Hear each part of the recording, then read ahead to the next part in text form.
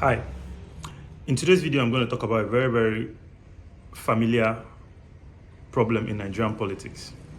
Every time a new government comes into power, you hear different people saying, oh, this time is going to be new, this time is going to be great. There's so much hope, at least on the part of their supporters. But after a while, it turns into hopelessness, and then public opinion just crashes. And then the question is why? In this video, I'm going to talk about this and explain to you. It's not that governments are really that bad at all phases. It's one simple problem: communication strategy and communication effectiveness. There are two ways to acquire political power: by force or by the ballot box. One seems violent and the other one peaceful. But in reality, both require an army of strategists, an army of communicators, an army of enforcers. Whether through military conquest or democratic elections, the path to power is a battlefield, and the team that fights that war is trained for combat, not governance. And the biggest mistakes that politicians make is carrying over wartime officials into peacetime governance, carrying command and control structure into managed and administrative structure. The people who wage election war, the aggressive spokespeople, the attack dog types, the strategists, the spin doctors, these are actually very good for winning elections, but very bad for actual governance. Think of it this way: would you put a general in charge of building schools and hospitals? No. His job is to destroy, to bomb, and to control.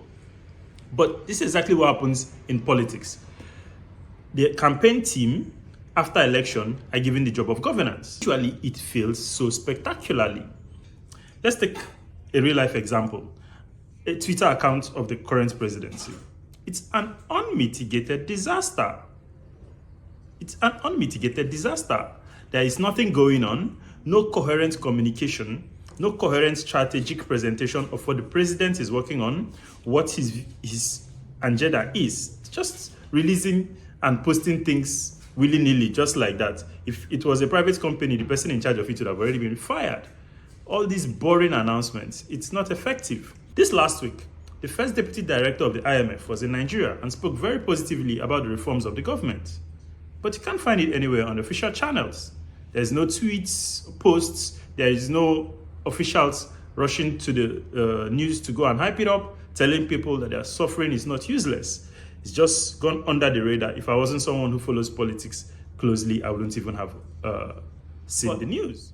When the current ruling party was in opposition, they were actually very effective at jumping on such things. So what has changed? The election battlefield rewards combativeness, aggression, attack strategy. So when they were in opposition and such a thing came out, they would jump on it immediately. Oh, the president is gone wrong. You see, the IMF are saying this good or bad thing about him, wherever. They would use it and twist it to attack the sitting president. But then when they get into power, all governments, they all fail in this. They forget how to use these things to present themselves. Governance requires diplomacy, problem solving, and public engagement.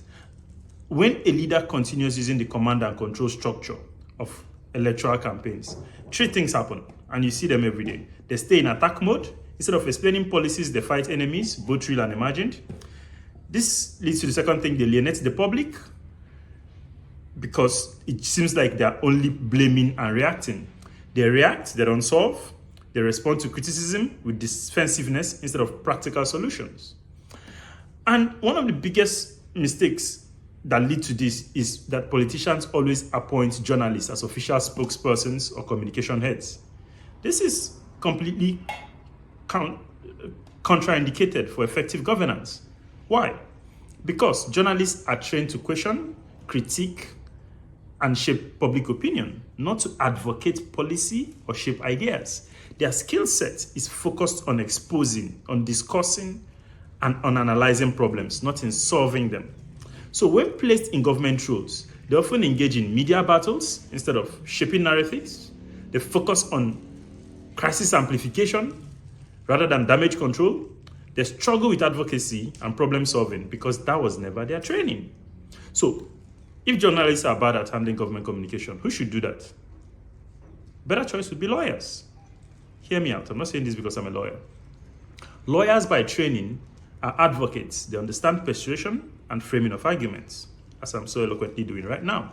They know how to negotiate. They know how to de-escalate tensions and mediate between conflicting interests.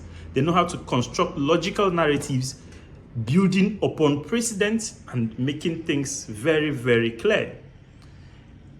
Governance is about building consensus, not winning war. And lawyers are far better suited to this than attack-minded operatives. When government uses wartime tactics to explain peacetime policies, the public feels attacked rather than informed. When you send out the people who are managing political campaigns to come and manage governance, you get attack-oriented strategies.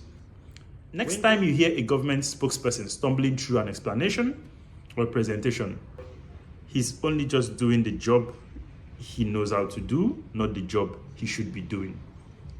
And if you are in government, whether you're a local government chairman or all the way to the president, fire your communications team. They're making you look worse. They're making it more expensive for you to run elections in the future.